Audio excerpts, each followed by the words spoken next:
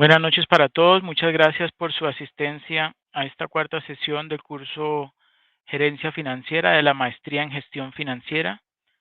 Hoy vamos a ver el tema de gestión del capital de trabajo. Pues vamos a hacer un repaso y también a profundizar un poco más en este tema. Okay. Voy a compartirles unas diapositivas y ustedes por favor les pido que me colaboren leyendo algunas de las diapositivas. Okay. Voy entonces a compartir ya mi pantalla. Listo. Voy a expandirlo. Ok. Por favor me confirman si todos están viendo la presentación. Sí, señor. Sí. Ok, muchas gracias. Bueno, entonces, pues no vamos a definir el capital de trabajo porque pues ese ya lo habíamos definido la vez pasada, ¿cierto? ¿Ustedes se acuerdan qué es el capital de trabajo para los financieros? Profe, buenas noches. Buenas noches. Profe, el capital de trabajo, según lo que yo entendí, son los recursos con los que cuenta la empresa para poder operar de forma diaria. Correcto, muy bien. William, ¿cierto? Sí, señor. Ok, sí, correcto, sí. Para los financieros, el capital de trabajo es como su nombre lo dice. Es el capital que requiere la empresa para poder operar, ¿cierto? O sea, para el corto plazo, ¿cierto? Para cubrir los desembolsos que tiene que hacer diariamente. Bueno, en términos, en términos amplios es diariamente, y tiene que ver con los pagos a proveedores, con los pagos de servicios públicos, con los pagos de, bueno, todos los demás desembolsos que implican o que requiere la empresa para poder operar. Y por supuesto también tiene o está recibiendo ingresos producto de las ventas de sus productos o servicios, ¿cierto? Y eso tiene que ver con qué? Flujos que pueden ser en forma inmediata, ¿cierto? Si por ejemplo los clientes pagan con una transferencia o con efectivo, o si se da crédito y se genera unas cuentas por cobrar, y pues cuando se van venciendo esas cuentas por cobrar, pues obviamente van ingresando esos recursos dentro de la empresa, ¿cierto? Y recuerden que siempre tiene que haber un equilibrio entre esas entradas y salidas de dinero para que la empresa pueda operar, ¿cierto? Porque si una empresa, eh, no sé, invierte una gran cantidad de recursos en la compra, por ejemplo, de activos fijos, ¿cierto? Maquinarias o el cambio de una tecnología, etcétera. Y eso pues a simple vista parece muy coherente, muy correcto, pero muchas empresas y especialmente las pymes se quiebran porque no manejan, no coordinan en forma adecuada, ¿cierto? Las fechas de entradas y salidas de dinero y tampoco prevén esas situaciones en que pueden producirse falta de recursos para poder pagar, ¿sí?, sus deudas y sus obligaciones. ¿Ok? Bueno, entonces empezamos con las políticas de inversión financiera a corto plazo. Cada empresa definirá o define sus políticas de inversión financiera a corto plazo y por lo mismo la situación del capital de trabajo neto, ¿cierto? Podemos encontrar administradores muy conservadores que mantienen altos niveles de liquidez, ¿cierto? En efectivo, cuentas por cobrar o inventarios. Financiados con alternativas no tan estrictas en cuanto a plazos, para responder sin dificultad a sus deudas, ¿cierto? También los hay arriesgados, que buscarán alcanzar niveles de capital neto de cero o hasta negativo, ¿cierto? Lo que significa que los recursos disponibles son menores que las deudas a corto plazo. Yo les pregunto, en las empresas donde ustedes trabajan, ¿qué tipo de política consideran ustedes que es la que manejan? ¿Una relajada o conservadora o una arriesgada o podríamos llamar como restrictiva? ¿Qué opinan ustedes? ¿Y a qué se dedica la empresa donde trabajan?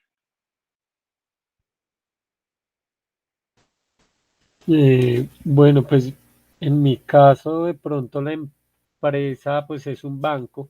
Ok, eh, son, lo que venden son servicios, ¿no? Sin Correcto. embargo, al vender servicios, pues las entidades financieras están ligadas mucho al riesgo financiero, lo cual los hace en parte restrictivos y conservadores a la hora de vender sus servicios porque pues en algunas entidades no es tan fácil adquirir, por ejemplo, un crédito, una tarjeta de crédito y se ven en las diferentes políticas que tienen los diferentes bancos. Algunos bancos prestan más fácil que otros. En el caso, en el banco en que yo estoy, el Banco Agrario, eh, es muy dado hacia la parte del agro, sin embargo, es muy conservador y pide bastante documentación para poder otorgar un crédito o ejecutar algún producto financiero. Correcto, entendido. Pero, por ejemplo, como es un banco, como el Banco Agrario es un banco, diría yo que los bancos podrían tener una política de capital de trabajo restrictiva. ¿Por qué? Porque ellos no les, o sea, ellos no tienen tanta dificultad para conseguir recursos en un momento de liquidez, puesto que podrían a través de diferentes instrumentos financieros o directamente del Banco de la República, pues obtener los recursos, ¿cierto? Y por el contrario, poner a rentar o a producir esos recursos que otro tipo de empresas, más bien con una política conservadora, pues tendría que sacrificar. Ustedes sí podrían esos recursos ponerlos a rentar en todo momento y, como dije anteriormente, pues en casos de que haya momentos de liquidez, pues fácilmente podrían obtener esos recursos para afrontar o pagar esas obligaciones. ¿No considera usted, Santiago? Sí, señor. En cuanto a, a recibir de pronto algún auxilio en caso de alguna eventualidad, pues hay varios mecanismos financieros que se utilizan, no solo con Banco de la República, sino con la parte de tesorería, sí, con la protección de, pues de los recursos que se tienen. Entonces, si yo estoy vendiendo por un lado, estoy comprando por otro lado y pues tengo todo machado, por decirlo así. Sí, correcto. Y de esa forma, pues cubro mucho ese riesgo y puedo acudir a servicios financieros con otras entidades, no solo locales, sino internacionales. Es correcto. Exacto. Y esas, quería preguntarle eso, esas entidades extranjeras, no sé, Bank of America, eh, ¿pueden en forma rápida hacerle un préstamo o no? Pues hay formas de hacerlo.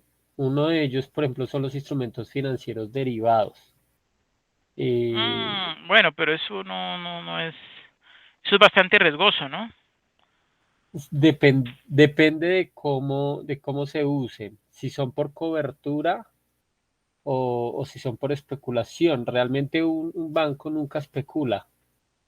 Todo lo Correcto, hace o por correcto, cobertura o lo hace por arbitraje. correcto. ¿Sí? Entonces es una forma de cubrirse y hacerlo de una forma rápida en caso de, por ejemplo, volatilidades en la moneda, en alguna moneda, y algún contrato que tenga a nivel internacional que el tipo de cambio lo pueda llevar a una crisis. Entonces, de esa forma mantienen cubierto y lo ven desde un punto, no sé, antes que ocurra, ¿sí? De forma segura. Sí, lo prevén. Correcto, pero yo me refería es cómo hace, por ejemplo, el Banco Agrario para obtener efectivo, cash, bueno, digamos dólares que le preste un banco extranjero por medio de un derivado. ¿Fue que previamente firmaron un derivado o cómo así? Sí, previamente se firma Ok, un contrato, claro, para hacer derivados con contrapartes en el exterior. Es necesario firmar una documentación antes de. En el caso del offshore, que es como se llaman las operaciones internacionales, es los contratos ISDA. se debe tener firmado, no se puede negociar así como así. Tiene que haber primero un estudio por ambas entidades, un análisis legal y de riesgo Ujú, para poder entrar a operar, a negociar con esas entidades. correcto. ¿Y qué tipo de instrumentos manejan? ¿Forwards o swaps o algo así? Sí, swaps, NDF y forward. Ah, ok, sí, correcto, sí. Eso es exactamente lo que los bancos más acostumbran a hacer. Ah, ok. Perfecto. Muchas gracias, Santiago, por comentarnos esa labor interna que realiza el Banco Agrario y las formas que él tiene, perdón, para obtener efectivo por medio de entidades financieras en el extranjero. Ok, muchas gracias. ¿Alguien más quiere comentar algo?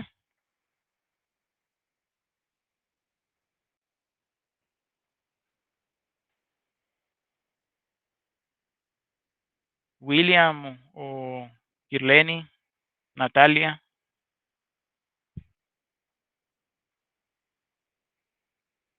¿no? Bueno, entonces continuamos. Em, el peligro de llevar a cabo políticas arriesgadas de inversión en capital de trabajo es que esta política por lo regular se sustenta en premisas de venta y cobro que pueden fallar. Entre estos dos extremos habrá, un gran número de combinaciones y se elegirá la que a juicio de la administración sea la mejor para la empresa, dependiendo de sus características y su experiencia, así como de la identificación de los costos y beneficios de cada alternativa. ¿Ok? Entre las decisiones financieras a corto plazo tenemos básicamente tres. Primero, o sea, las preguntas que se hacen son, ¿qué cantidad es conveniente mantener en efectivo para hacer frente a los compromisos? Y voy a lo siguiente, no sé si ustedes, bueno, de pronto ustedes no se acuerdan o de pronto no alcanzaron a leer, pero después de la crisis financiera mundial, que se acuerdan que fue en el año 2008, ¿cierto? Que todavía estamos sufriendo las consecuencias de ese, de esa crisis de productos tóxicos que afectaron muchísimo las economías avanzadas, en especial la de Estados Unidos, que fue obviamente quien originó ese problema y que luego afectó a muchas economías en Europa, como Reino Unido, Alemania, España, ¿cierto? Quienes también habían comprado esos instrumentos tóxicos. y, y bueno, eh, después de esta crisis financiera mundial, muchas empresas, y puedo dar nombres, al estilo Apple, Google, o sea, empresas de tecnología que pues confiaban, ¿no? En el manejo, en la circulación de recursos y del mercado de capitales para poder financiarse, ¿cierto? Pues se sufrieron mucho, ¿cierto? ¿Por qué? Porque se creó una desconfianza entre los diferentes instrumentos financieros. Entonces las empresas lo primero que hicieron fue de alguna manera conseguir efectivo, ¿sí? Bueno, efectivo no me refiero exclusivamente a billetes, ¿cierto? Pero sí cuentas que son fácilmente convertibles en efectivo, ¿cierto? Y por ejemplo, en un artículo que leí hace unos días, comentaban que Apple, pues ustedes saben que Apple vende muchísimos ustedes saben, iPhones, iPods, bueno, esto fue obviamente en esa época, ¿no? iPhone, iPods, las tablets, los Mac, bueno, todos esos productos que ellos ofrecen, pues ellos reciben recursos producto de sus ventas, pero pues también necesitan financiarse para poder, ustedes saben, invertir tanto en investigación y desarrollo como en marketing, ¿no? Y establecer entonces, por ejemplo, las oficinas o los centros de distribución de sus productos, ofrecer los servicios de garantía, etcétera, etcétera, hacer encuestas, hacer alianzas con empresas distribuidoras ofrecer excelentes servicios, etcétera, etcétera. Entonces, pues Apple y también otras empresas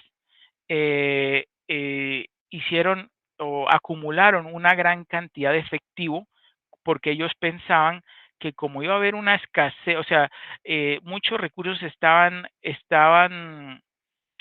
sea, mucho dinero en efectivo estaba acumulado en títulos valores. Resulta que esos títulos valores pues ya habían perdido su valor, ¿cierto? Y entonces, debido a esa desconfianza, muchas empresas lo que estaban pidiendo que les pagaran no era con títulos ni con cualquier tipo de, no sé, de letras o de certificados de pago, sino efectivo.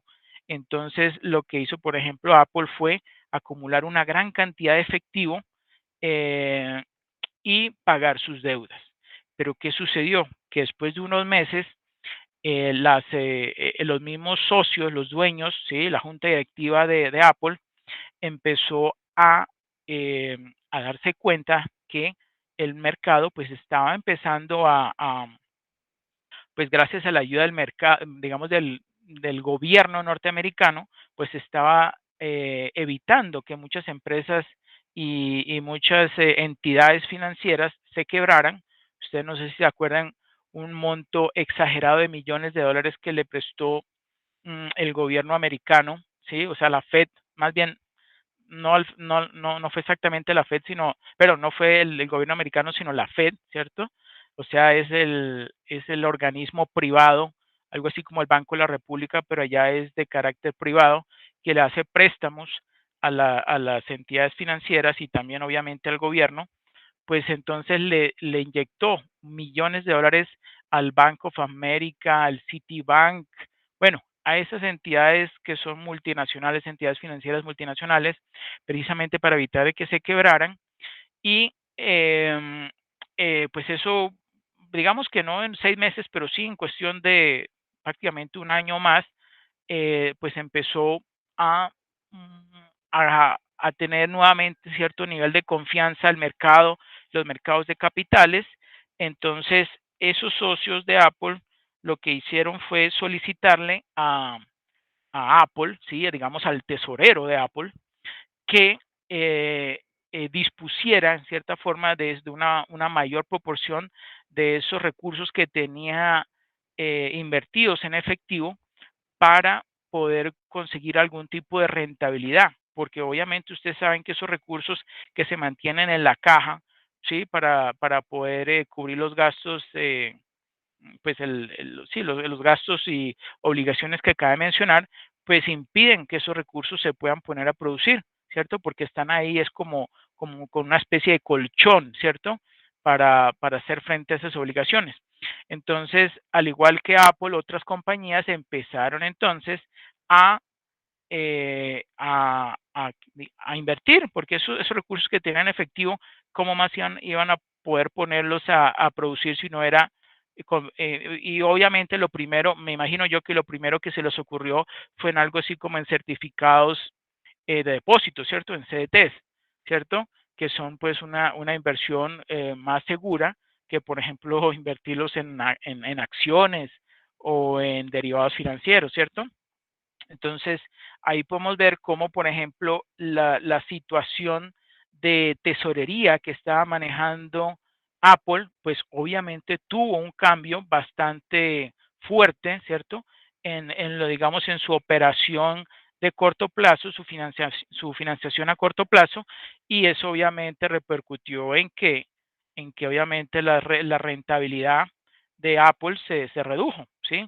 No sé exactamente por cuánto tiempo, pero al igual que Apple, muchas otras compañías pues dejaron de conseguir esos altos rendimientos que estaban recibiendo anteriormente. Y obviamente, como afectó toda la economía, porque es que afectó al sistema financiero, ¿cierto?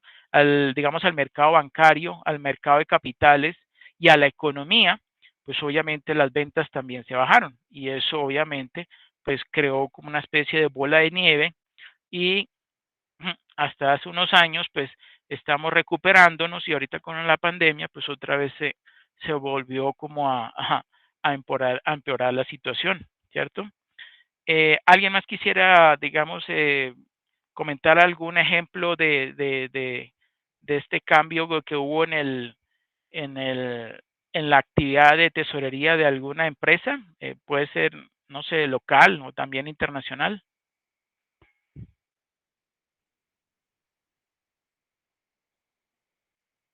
O que hayan, por ejemplo, visto en algún artículo.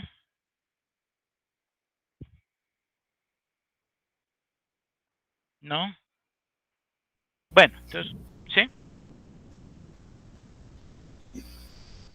Profe, en mi caso, no, actualmente esa es una materia que estoy, un curso que estoy viendo, dentro de los cuales, pues, de esta semana es donde estoy indagando sobre ese tema, pues que me parece interesante porque, como usted bien lo mencionó, hasta ahora se ven las afectaciones de esa crisis que se vivió en el 2008. Correcto. Ah, bueno, qué bien. ¿Y en qué parte se está concentrando usted? ¿Qué parte está investigando?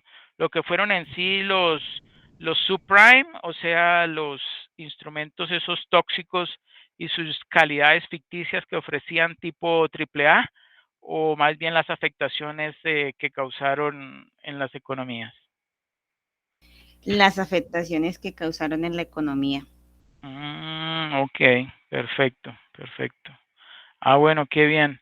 Yo conozco un familiar que trabaja en el Banco Europeo y él me comentó que, mm, pues a raíz de la crisis financiera mundial, el Banco Europeo estaba investigando y estaba financiando doctorados para investigar un poco sobre ese riesgo sistémico, ¿cierto?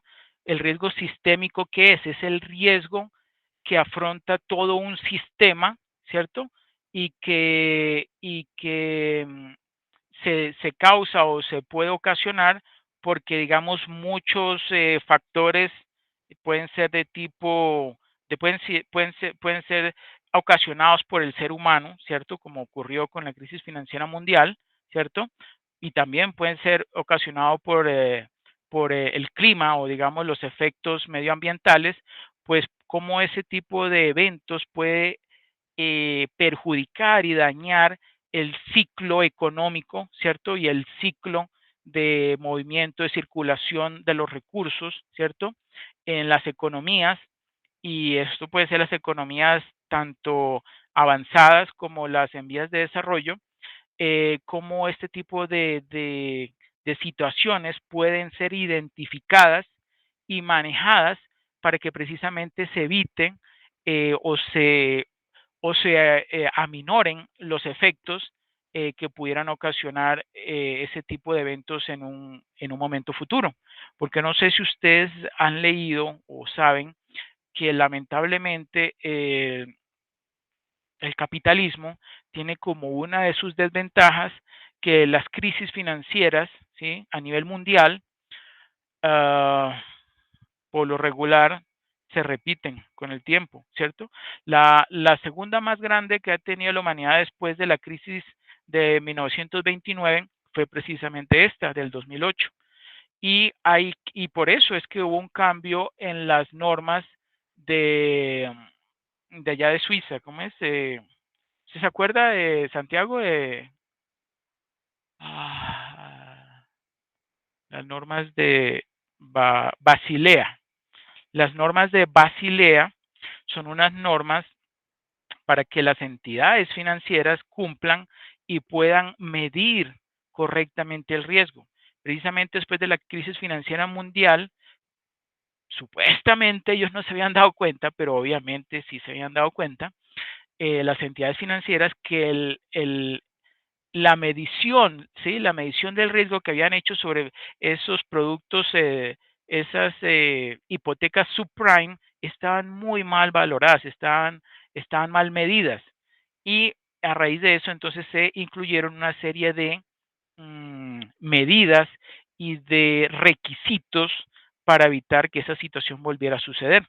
Comentan, pero yo no lo he visto, que el presidente que estuvo después de la crisis financiera mundial, que fue Obama, eh, eh, junto con, creo que era el secretario, el secretario de Economía, me parece, bueno, no me acuerdo exactamente el nombre de él, pero ellos se pusieron de acuerdo junto con las entidades financieras y crearon una carpeta, una especie de mamotreto, con una serie de exigencias o de requisitos que a partir de ese momento tenían o tienen que cumplir las entidades financieras para poder medir correctamente, ¿cierto?, el riesgo de los instrumentos financieros que ofrecen a pues los inversionistas, ¿cierto? Porque eso supuestamente estaba digamos, estaba cumpliéndose pero no en forma correcta, ¿sí? No en forma estricta y por eso fue que pues toda esa crisis financiera mundial se dio y pues afectó y nos está aún afectando, ¿cierto? Bueno, Sí, de pronto me gustaría a mí hacer un aporte acá con respecto a lo que mencionó el profesor. Pues ok. la parte de la banca sufrió muchísimo. Sí. Hay un caso, de pronto si quieres verlo, Girleni, es el caso de Lehman Brothers. Ah, sí. El caso de Lehman Brothers fue fuertísimo y para el caso nuevamente de los derivados, traigo el ejemplo a colación porque todo el sistema financiero internacional cambió a raíz de eso, dado que Lehman Brothers quebró y tenía muchísimos derivados abiertos con muchísimas entidades a nivel internacional. Cuando él quebró, eh, no hubo forma de pagar ni de cumplir las operaciones en derivados que tenía con las entidades a nivel internacional.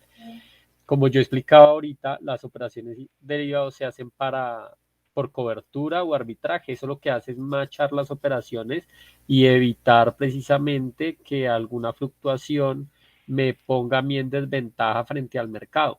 ¿Qué ocurrió? Cuando Lehman Brothers quebró, pues todas las posiciones que estaban cubiertas con esas operaciones offshore quedaron descubiertas y generó un coletazo en las demás entidades financieras a nivel internacional en la banca. ¿Sí? A raíz de eso se creó un sistema para proteger a las entidades financieras a nivel internacional, que es el de los colaterales, las garantías.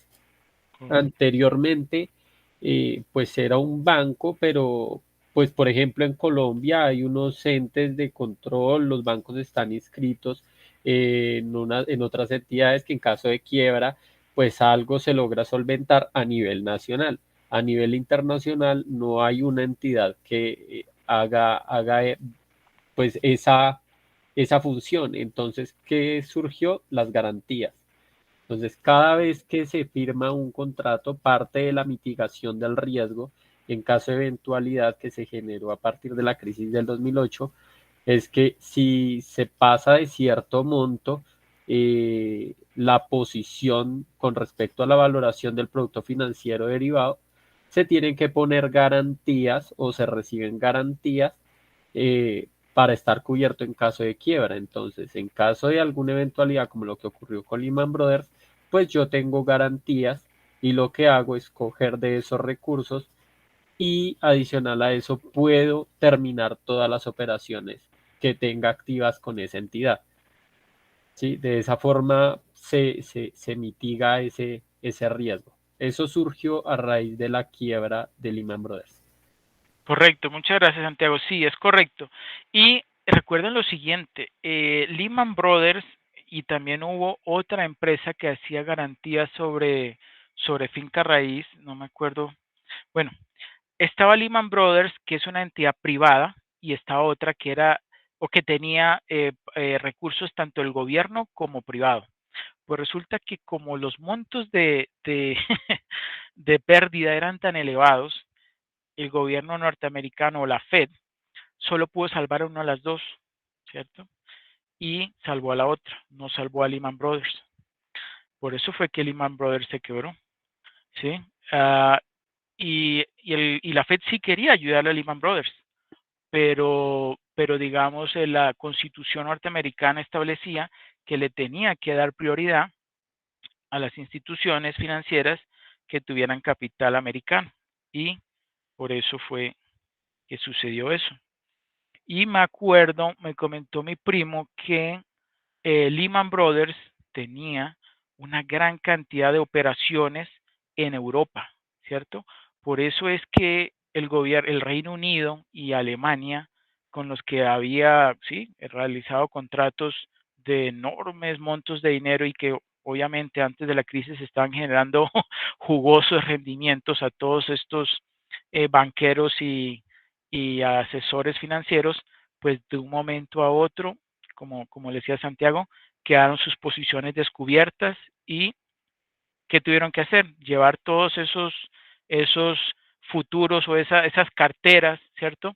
Esos cobros de recursos a futuro, llevarlos prácticamente a cero, porque eso fue lo que sucedió. Eso fue lo que sucedió. Un título valor que tenía un valor de 100 después de la crisis financiera mundial que afectó a todo el sistema, quedó convertido en prácticamente cero. Pues al final lograron rescatar algo, obviamente, pero eso fue mínimo comparado con lo que se había perdido, ¿cierto? Por eso es que lo llaman una burbuja, porque resulta que los precios se habían inflado artificialmente, ¿cierto? Y de un momento a otro se desinfló. ¿Sí? ¿Y quiénes fueron los que perdieron? Pues en este caso fue todo el mundo, ¿sí? Fueron desde las entidades financieras, las inversionistas, los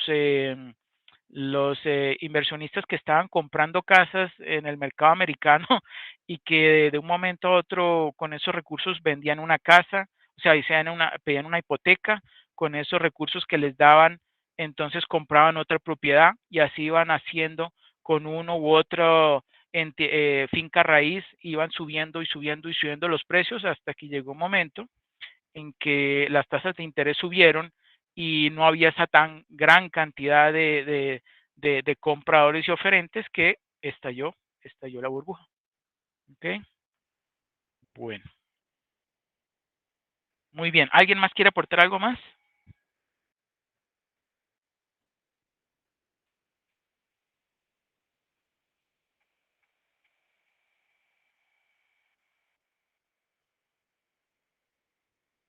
¿No?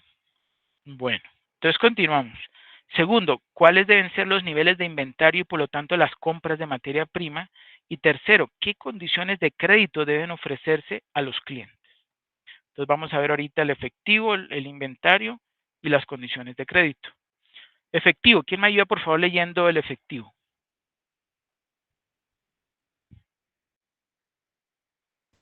Yo lo leo. Ok, perfecto.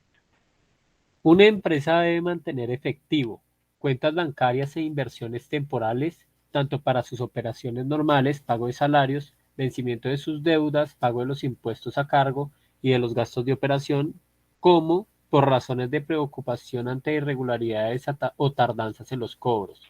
Sin embargo, el costo de oportunidad de no poder utilizar ese dinero en inversiones con mayor rendimiento llevará a buscar alternativas para minimizar el nivel en el que debe mantenerse.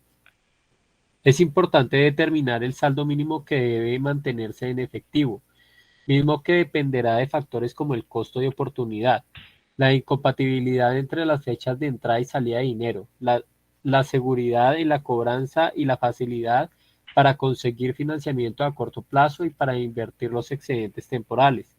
También debe haber un manejo eficiente de las entradas y salidas de efectivo. Esto implica elaborar un presupuesto de entradas y salidas de efectivo con todos los renglones que componen la operación y las políticas de cobro y pago ya establecidas. Además, es importante hacer una revisión constante de lo que se ha cobrado y lo que realmente se ha convertido en efectivo, lo mismo que poner en práctica mecanismos para acelerar la cobranza, entre ellos los servicios bancarios de compensación o transferencia, la contratación de personal especializado, etc. Por último, en el caso de contar temporalmente con excesos de efectivo, la administración debe buscar las mejores opciones de inversión a corto plazo que, sin perjudicar la liquidez, ayuden a generar un beneficio. Perfecto, muchas gracias Santiago. Ok, crédito a clientes. ¿Quién me ayuda leyendo crédito a clientes? Yo, profe. Ok, William. La decisión de otorgar crédito debe ser consecuencia del análisis de los costos y beneficios que se obtiene al hacerlo. Respecto de las ventas a crédito, también debe buscarse un equilibrio entre dos costos. A, el costo de no otorgar el crédito. Este costo está constituido por las ventas que no pueden concretarse porque no todos los clientes pueden comprar de contado. B, el costo de otorgar el crédito. Este costo está representado por las cuentas incobrables, es decir, aquellas ventas a crédito que no pueden recuperarse. Cuando se pierden ventas por no otorgar crédito, también se pierde la oportunidad de generar rentabilidad para la empresa. En cambio, si se concede crédito a los clientes, se espera un incremento en las ventas y por consecuencia en las utilidades, y es necesario calcular los beneficios esperados por ese crecimiento en las ventas. Sin embargo, también hay que considerar que cuando se hacen ventas a crédito, se tendrán varios costos. El costo de oportunidad por la inversión, que se mantiene mientras los clientes pagan, los costos de efectuar la cobranza y en casos extremos el costo de recuperar la inversión cuando hay clientes que no pagan. La decisión de inversión debe pasar por el proceso de análisis de costo-beneficio. Esto significa que los incrementos en la rentabilidad generados a partir del incremento en ventas deben ser superiores a los costos ocasionados por ese mismo incremento en ventas. Son muchos los factores que deben tomarse en cuenta al establecer las políticas de crédito y cobranza, ya que es necesario definir monto, plazo, requisitos para otorgarlo, procedimientos de cobranza, sanciones por incumplimiento, intereses moratorios y premios como los descuentos por pronto pago. Perfecto, muchas gracias, William. Sí, entonces como acaba de mencionar William, ahí entonces, bueno, se mencionan dos costos, ¿cierto? Que deben buscarse en el equilibrio, que son el costo de no otorgar el crédito y el costo de otorgar el crédito, ¿cierto? Entonces, si yo hago una evaluación, una medición, ¿cierto? De cuáles serían los costos en los que incurriría la empresa si otorga, por ejemplo, un descuento por pronto pago, ¿cierto? Entonces, va a comparar, ¿cierto? Ese costo con, por ejemplo, la facilidad o la afectación que podría tener en las ventas, ¿cierto? Si dejara de ofrecer ese descuento por pronto pago, ¿cierto? Entonces, pues ese tipo de análisis, ¿cierto? Ese tipo de información se obtiene gracias o por medio de unos estados financieros internos, ¿cierto? Y eso lo maneja lo que se llama la contabilidad administrativa o contabilidad gerencial, ¿cierto? Esos son análisis que hace internamente el departamento financiero, que incluye ¿qué? El tesorero, el gerente financiero, los analistas, ¿cierto? Etcétera, etcétera. Y ellos son los que hacen este tipo de evaluaciones y con base entonces en sus análisis y sus investigaciones, entonces pueden o elaboran una política, ¿cierto? De cobro, ¿cierto? Eh, y pues esta puede mantenerse por un periodo de tiempo, pero también puede modificarse dependiendo si han habido cambios en las condiciones del mercado. ¿Ok? ¿Ok? No es como, por ejemplo, la política o el marco contable de una empresa que se fija una vez y ahí sí hay que mantenerlo mientras exista la empresa. No. Eh, una política de cobro de pago puede sufrir modificaciones. Obviamente que para los clientes lo preferible es que no haya tener muchos cambios, pero sí han habido cambios en la situación del mercado o en las condiciones de la industria o de la empresa que lo están perjudicando por esos descuentos que podrían estar quitándole o generando un mayor costo, pues entonces la empresa puede hacer cambios y dejarlo de tal forma que no le cause ningún perjuicio, sino por el contrario, un beneficio. ¿Okay? ¿Hay alguien que quiera mencionar algo relacionado con estas políticas de crédito, de otorgamiento de crédito? De pronto poner como ejemplo unas entidades que lo hacen y lo manejan, pues ya lo tienen de una forma muy bien estructurada, sería Almacenes Éxito y Falabella, Almacenes Falabella, Sí, que pues venden sus productos, manejan todo tipo de mercancía, ya lo diversificaron de una forma increíble y aparte manejan sus propias tarjetas y las dan con facilidad en los mismos puntos eh, de venta. Entonces ya lo tienen súper estructurado, o sea, a un nivel ya más alto de pronto de una entidad un poco más pequeña. Sí, perfecto, perfecto, muy bien. ¿Se refiere a las tarjetas usted, las tarjetas de crédito, sí, esta crédito ofrece que es con tu ya? sí, las tarjetas que ofrecen, Ok, que es, mejor dicho, las autorizan de ya para allá y de una vez con un cupo para que la persona pueda adquirir sus productos. sí. Entonces, no solamente otorgan el crédito, sino incentivan a la persona a comprar. O sea, es también está ahí mezclado mercadeo porque influye y ofrecen los beneficios que ellos ofrecen, por ejemplo, lo que hablamos ahorita de descuentos por pronto pago, lo que ellos hacen es, por ejemplo, descuentos por usar sus tarjetas, Correcto. que es una estrategia de mercadeo muy eficiente, pues les ha funcionado bastante bien. Es correcto, muy bien, sí, exactamente. Ellos lo que hicieron fue mezclar o sea, dejaron de ser simplemente una, una gran superficie, o sea, un distribuidor de grandes superficies, a incluir el tema de financiamiento por medio de una de las filiales, ¿cierto? El grupo Sura, que se llama Tuya. Tuya es una entidad de crédito, ¿cierto? Que emite esas tarjetas de crédito y como lo comentaba Santiago, pues ellos lo que buscan es facilitar, ¿cierto? El cobro y otorgar descuentos, ¿sí? Ustedes se acuerdan cuando van al éxito que ven en determinadas fechas que dice descuento por pago con tarjeta éxito, digamos, porque hace poco yo lo vi, del 50% y del 30% con otro medio de pago, ¿cierto? Entonces ahí están motivando, incentivando a los clientes a que compren productos utilizando las tarjetas de crédito, ¿cierto? Que ellos mismos emiten. Y pues entonces eso les va como, digamos, les permite, ¿cierto? Les permite, por un lado, incentivar sus ventas y por el otro lado, también van a crear como, van a tener información sobre el historial crediticio, ¿cierto? De sus clientes y, y les van a permitir, por ejemplo, cuando han acumulado determinada cantidad de deuda, entonces, por ejemplo, les pueden ofrecer algún tipo de, no sé, de incentivo para que ellos paguen sus deudas y reciban algún tipo de descuento, ¿cierto? Eso se suele manejar.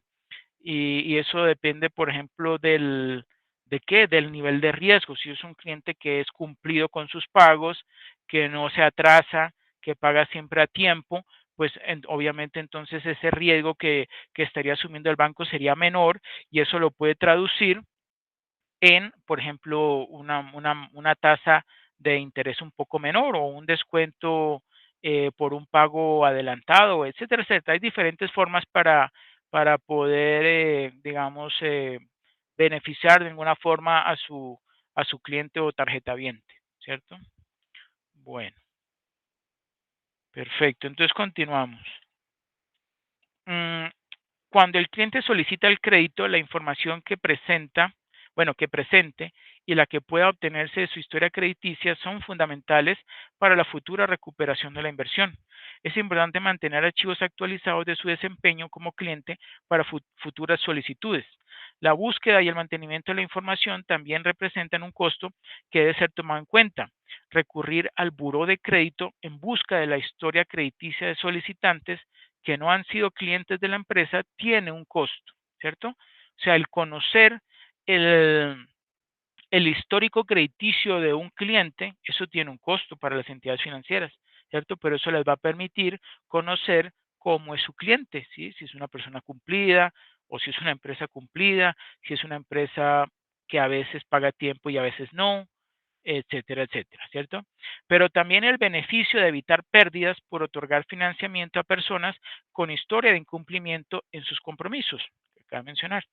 Una vez que se ha iniciado un programa de otorgamiento de crédito, es necesario revisar constantemente sus consecuencias para la empresa, evaluando la respuesta de los clientes ante el estímulo del financiamiento, la reacción de la competencia, el incumplimiento de los clientes, ¿cierto? O sea, hay normalmente lo que se hace es elaborar tres tipos de escenario, uno pesimista, uno más probable y uno optimista, ¿cierto? Eso se acostumbra a hacer tanto en la evaluación de proyectos como en este tipo de evaluaciones de riesgo, ¿cierto? Y de, por ejemplo, otorgamiento de crédito, ¿cierto? Bueno, lo que se busca, bueno, les comento, es que hasta en el caso más desfavorable, que sería el, el menos probable, ¿cierto? Que, digamos, no cause una pérdida para la empresa. Eso es lo que normalmente se evalúa cuando se hacen esos tres tipos de escenarios, ¿cierto? Que en el caso menos favorable, que no vaya a ocasionar una pérdida, o si llegara a ocasionar algún tipo de pérdida, que sea lo mínimo posible. ¿Ok? Bueno, el comportamiento de la cobranza, la conveniencia de los mecanismos de cobro que se han empleado y la aparición de nuevas formas y términos de crédito. Con los datos recabados de este proceso de evaluación podrá hacerse una reevaluación de las políticas establecidas, ¿cierto? Y de ser necesario, pues hacer los cambios pertinentes, que fue lo que les comenté hace poco. El ejemplo que se presenta en la figura 1, que es la que tenemos acá, ahorita vemos con más detenimiento, ¿cierto? Es un análisis de la política de crédito a clientes, ¿ok? Quieren echen una miradita, ¿cierto? Simplemente con base en el importe de las ventas, que es, digamos, en este caso 27,000, ¿cierto? El importe de cuentas son 100 y lo que hay que cobrar son 270, en promedio, obviamente, pues serían 27,000. Luego el cobro esperado sería un 85% respecto a ese importe de ventas. ¿Por qué 85%? Porque el restante, el 15% restante, o el 0,15, corresponde a cuentas incobrables. ¿Ok? El importe de inversión, como es ahí entre paréntesis, no incluye margen de utilidad, pues serían los 100 por los 200, que serían 20,000, ¿cierto? La inversión, 20,000. Y el costo de oportunidad de la inversión es simplemente el 3% sobre esa inversión, que sería en este caso 600. ¿Ok? Y el beneficio neto, como dice allí, al cobro esperado se le resta el importe de inversión y se le resta el costo de oportunidad de la inversión, y en este caso eso da 2,350. ¿Ok? Ese sería el beneficio neto considerando el importe de inversión, el costo de oportunidad de la inversión y obviamente el cobro esperado. ¿Ok? Bueno, entonces nos devolvemos.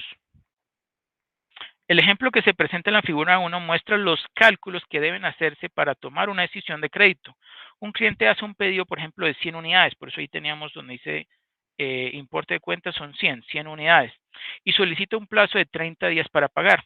El precio de venta, ya lo vimos, es de 270 unidades monetarias por unidad, ¿sí? O digamos pesos, 270 pesos por unidad, y el costo para la empresa es de 200. Entonces la empresa tiene capacidad para satisfacer esa demanda y sabe que si no otorga el plazo, ¿sí? El plazo de crédito, pues el cliente no hará el pedido. Eso ya lo comenté, eso es uno de los riesgos de, por ejemplo, quitar algún incentivo que actualmente esté dando, ¿cierto? Eso puede impactar sus ventas, los clientes se van a sentir ofendidos, ¿cierto? Por eso no es recomendable hacer un tipo de cambios tan fuertes. Por ejemplo, si está otorgando un descuento, eso normalmente se denomina como 5 30, ¿cierto? 5% o bueno, 10% de descuento si paga entre los primeros 30 días, ¿cierto?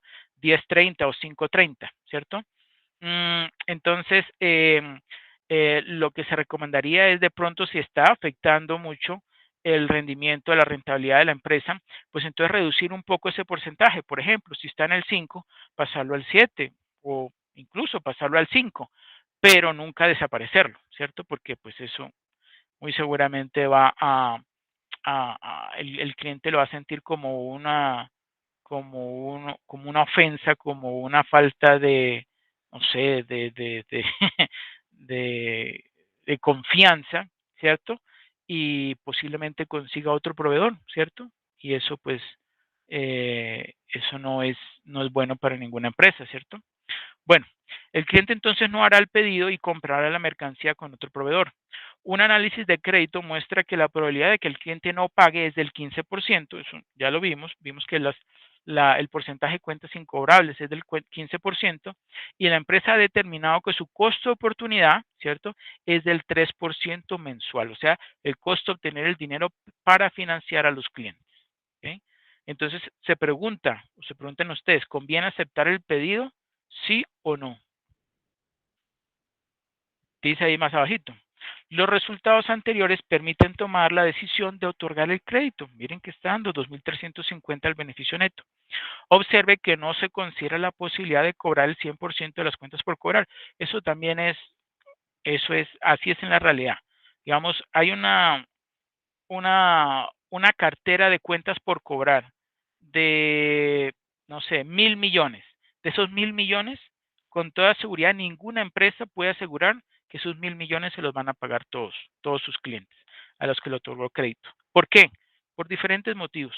Siempre hay algún porcentaje, lo que se, lo deseable es que sea lo menor posible, pero que no va a poder recuperar todas esas cuentas por cobrar, ¿cierto? Bueno, por eso se toma en cuenta el cobro esperado. También se toma en cuenta la inversión que la empresa tendrá que mantener durante el plazo de financiamiento otorgado y que es igual al costo de la mercancía que se vende. Finalmente, para poder hacer la inversión, la empresa deberá conseguir el dinero de una de las dos fuentes de financiamiento a las que tiene acceso, que son pasivo, o sea, endeudarse, o capital, que es de los dueños de la empresa, pues suministren esos recursos, aporten esos recursos, ¿cierto? El costo que la empresa debe pagar por esos recursos recibe el nombre de costo de oportunidad, ¿cierto? Que ahorita ahí lo vemos en la imagen, el costo de oportunidad que en este caso es el 3%, y corresponde a los intereses que la empresa habrá de pagar si el dinero proviene de un préstamo, ¿cierto? O a la rentabilidad exigida por los accionistas si fueron ellos quienes aportaron los fondos para hacer la operación. ¿Sí? Bueno, ¿hasta ahí alguna pregunta o duda?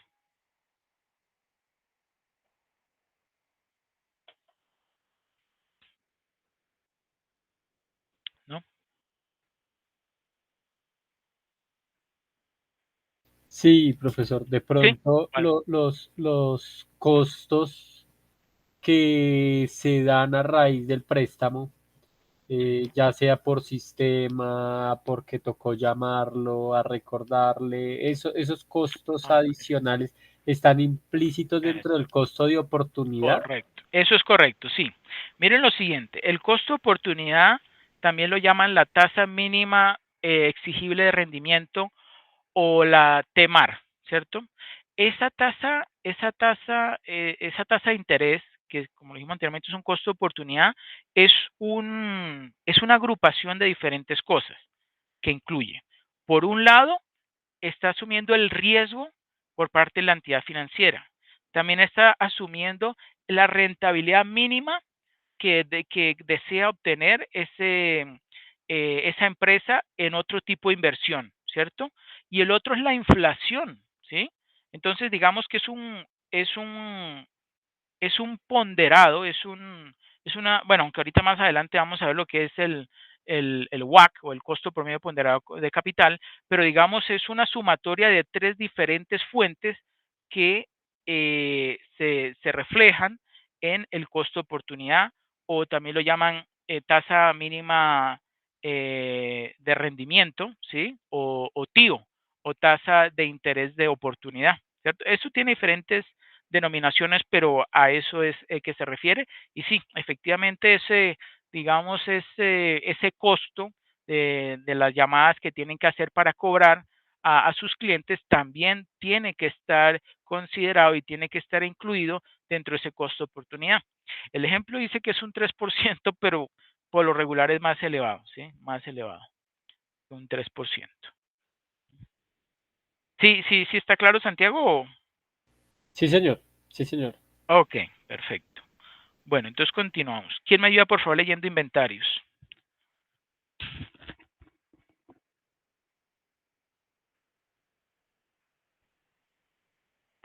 Girleni, por ejemplo.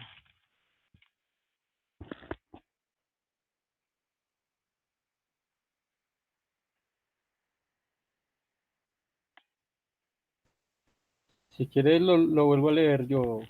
Ah, Bueno, gracias, Santiago. sí. Inventarios. Las empresas comercializadoras tienen inventarios de productos terminados, mismos que se adquieren para ser vendidos más adelante. Las empresas que producen bienes y servicios deben mantener tres tipos de inventarios: materia prima, producción en proceso y producto terminado. De acuerdo con lo expuesto antes acerca del ciclo operativo y del ciclo efectivo, ciclo, opera- ciclo operativo neto, se necesita recurrir a fuentes de financiamiento diferentes del crédito otorgado por los proveedores para financiar la inversión durante el tiempo que transcurre entre la fecha de pago a los mismos y el cobro de las cuentas por cobrar. Por lo anterior, puede afirmarse que la inversión en inventarios tiene un impacto importante en las necesidades de efectivo y de financiamiento de cualquier empresa. Cuando se está determinando el costo de inventario, debe identificarse todos los componentes del costo, tanto los costos directos como los indirectos, porque una mala identificación no permitirá una buena planeación de los precios y mucho menos identificar su margen de ganancia. Una vez más, la decisión dependerá del análisis costo-beneficio de la conveniencia del tener cierto nivel de inventarios. Es claro que el principal beneficio de tener inventarios es que podrá satisfacerse la demanda de los consumidores y como consecuencia la empresa tendrá utilidades. Si se habla de inventarios de materias primas o de productos en proceso, contar con ellos brinda la seguridad de que la producción no se va a detener por alguna insuficiencia y que los productos podrán ser vendidos cuando estén terminados. La administración financiera busca, en el caso de los inventarios, minimizar el costo de mantener determinados niveles de inversión. Esto incluye el costo de oportunidad al tener que utilizar dinero que podría tener determinados rendimientos en otras alternativas y los costos de almacenaje, que incluyen desde el espacio físico para guardar los materiales, hasta las instalaciones necesarias para que esos materiales se conserven con las características y volúmenes requeridos por producción y ventas. Perfecto, muchas gracias, Santiago. Sí, correcto. Entonces, como vemos allí, los inventarios son muy, muy importantes el poder administrarlos y gestionarlos en forma adecuada, ¿cierto? Y eso tiene que ver obviamente con el ciclo operativo y el ciclo efectivo, ¿cierto? Nuevamente les pregunto, ¿se acuerdan el ciclo operativo es la sumatoria de qué tipo, de cuáles dos rotaciones o ratios?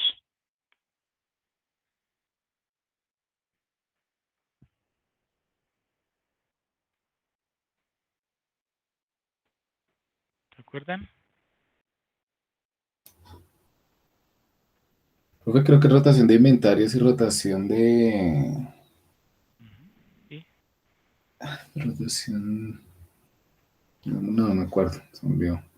De cuentas por cobrar o de cartera de clientes. Ah, ¿Ok? Correcto.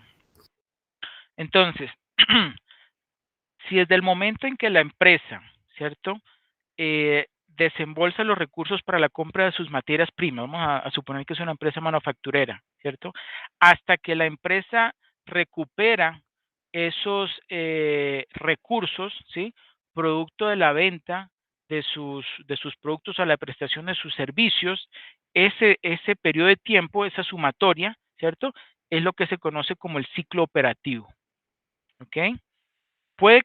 Y ese ciclo operativo puede ser recuperar la plata en efectivo, si por supuesto el cliente hizo la compra en efectivo o en una cuenta por cobrar, ¿cierto? En una cuenta por cobrar y que obviamente pues la haya pagado, ¿cierto? ¿Y en qué se diferencia ese ciclo operativo con el ciclo de efectivo o el ciclo operativo neto? Ciclo operativo neto. ¿Qué es lo que se adiciona a ese ciclo operativo para que sea un ciclo operativo neto?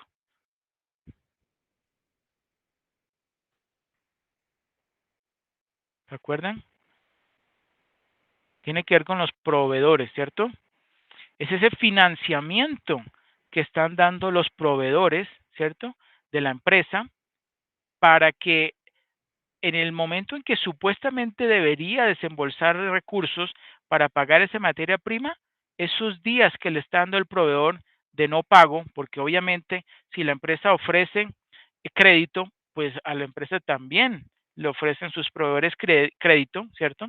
Entonces esos días la empresa los aprovecha para, mm, no sé, para poder invertir en publicidad, en mercadeo, si quiere los destina a generar algún tipo de rendimiento en algún tipo de inversión o aprovechar un descuento que se le haya presentado, ¿cierto? Un descuento de una mayor compra, pues que le esté ofreciendo un proveedor, lo puede entonces aprovechar y eso obviamente va a beneficiar o va a reducir, perdón, el costo de sus materias primas y eso va a repercutir obviamente en el costo de fabricación, ¿cierto?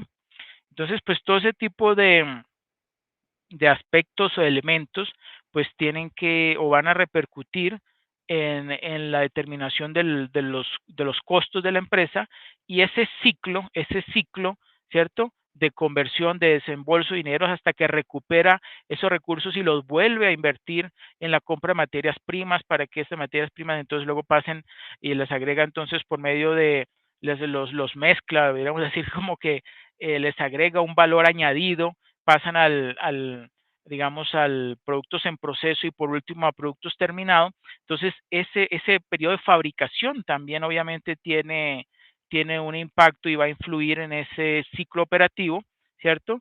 Y eh, entre más eficiente sea una empresa, pues debería conseguir que ese ciclo operativo no fuera tan amplio, sino que fuera más corto, ¿cierto? Y obviamente en lo posible, tratar de que ese financiamiento que le ofrecen a las empresas, sus proveedores, pues fuera lo más amplio posible. Pero igual que como nosotros acabamos de analizar digamos, la evaluación que hay que hacer para determinar el tipo de descuento por pronto pago que nosotros le otorgamos a nuestros clientes, pues ese mismo análisis lo hacen los proveedores nuestros a nosotros como clientes de ellos, ¿cierto? Como compradores de ellos, y por tanto se puede, se puede uno dar cuenta de que en ambos casos, o sea, es poco probable que ese, ese financiamiento que nos den nuestros proveedores no sea tan amplio como por ejemplo en algunos ejercicios se menciona, porque pues en la vida real no es tan amplio, sino más bien es bastante similar al que la empresa va a estar otorgando, ¿ok? Profe, o sea que podemos decir que el ciclo de efectivo hace parte del ciclo operativo. Digamos, el ciclo efectivo es un ciclo operativo neto porque teniendo el ciclo operativo le restamos ese financiamiento a los proveedores, o sea, las cuentas por pagar a proveedores, y ese neto es el ciclo efectivo. Ese neto es el ciclo efectivo. O ciclo operativo neto, que es lo mismo. Ok, ¿Ok? gracias. Bueno, perfecto. Entonces, continuando, se necesita recurrir a fuentes de financiamiento diferentes del crédito otorgado por los proveedores para financiar la inversión durante el tiempo que transcurre entre la fecha de pago de los mismos y el cobro de las cuentas por cobrar. Por lo anterior, puede afirmarse que la inversión en inventarios tiene un impacto importante en las necesidades de efectivo y de financiamiento de cualquier empresa. Y ojo con lo siguiente, lo que comentaba ahorita Santiago, que ocurre en el banco agrario, pues también ocurre en las empresas en las comercializadoras o, digamos, empresas de retail y también las grandes superficies, que es tratar de coincidir las fechas de pago, ¿cierto?, con los de cobro para que de alguna forma entonces la empresa no se vaya a presentar momentos o días en que quede ilíquido y que cuando venga entonces una, digamos, una fecha de cumplimiento de un pago, pues la empresa no tenga recursos con que pagar, ¿cierto? Eso es lo que muchas veces el tesorero es el encargado de manejar, de controlar, de prever y obviamente de evitar, ¿cierto? Esos periodos de iliquidez. Bueno, cuando se está determinando el costo del inventario, deben identificarse todos los componentes del costo, tanto los costos directos como los indirectos, porque una mala identificación no permitirá una buena planeación de los precios y mucho menos identificar su margen de ganancia. Una vez más, la decisión dependerá del análisis costo-beneficio de la conveniencia de tener un cierto nivel de inventarios. Es claro que el principal beneficio de tener inventarios es que podrá satisfacerse la demanda de los consumidores, ¿cierto?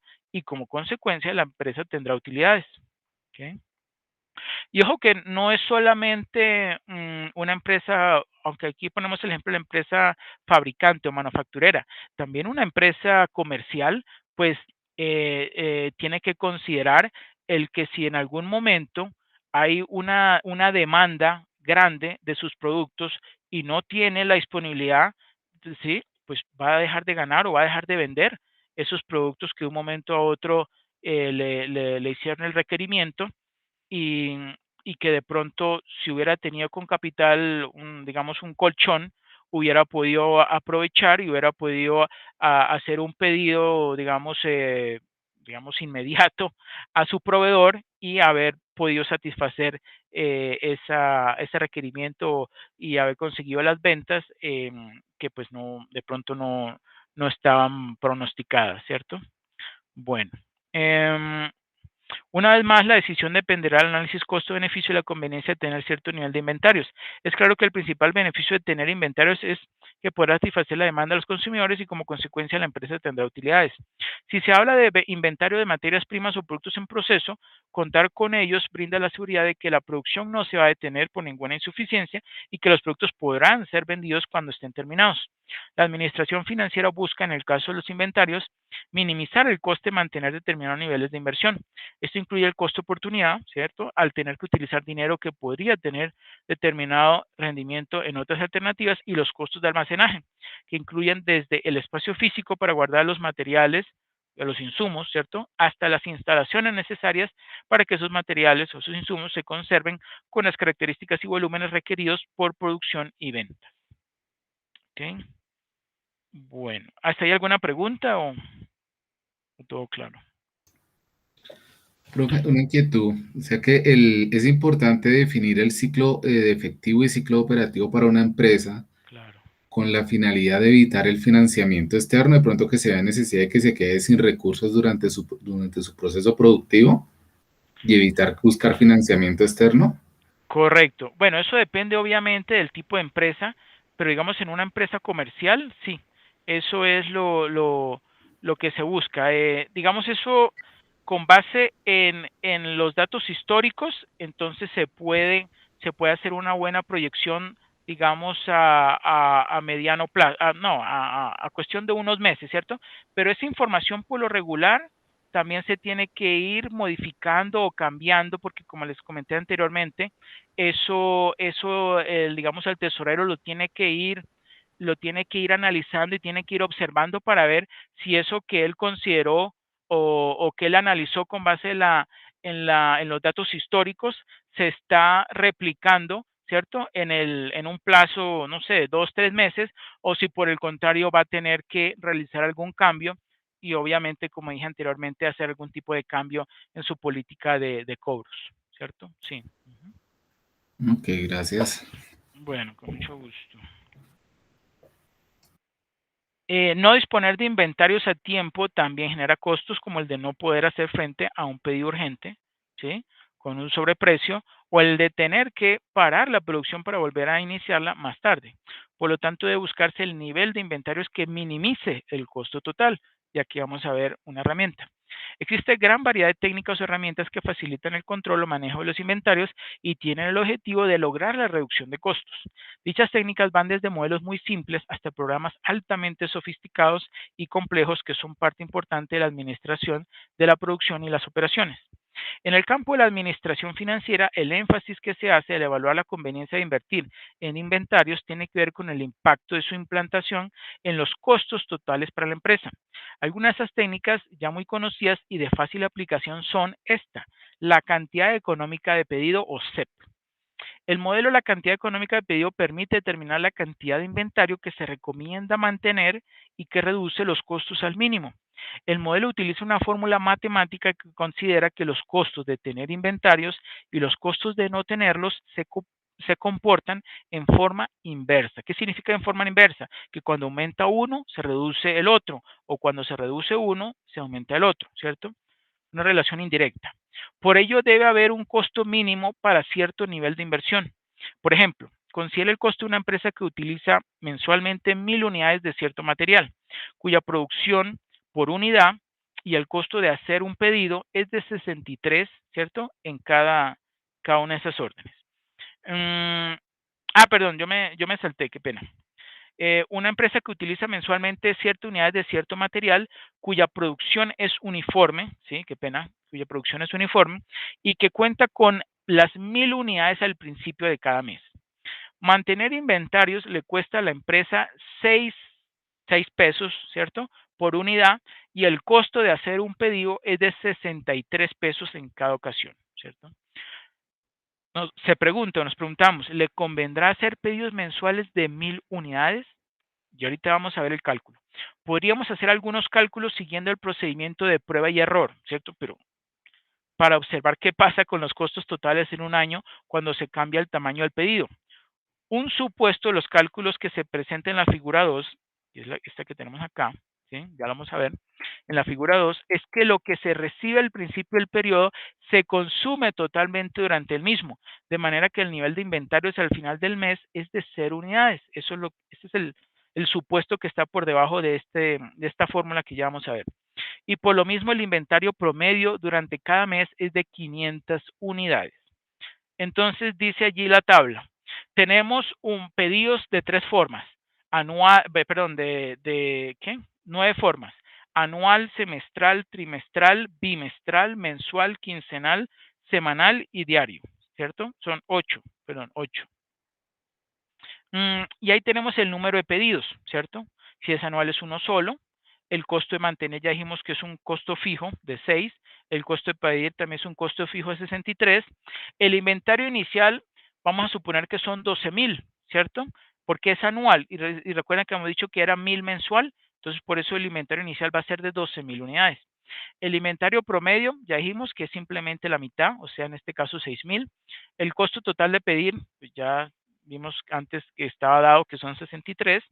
Y el costo total de mantener son 36,000. ¿Por qué? Porque son los 12,000, ¿cierto?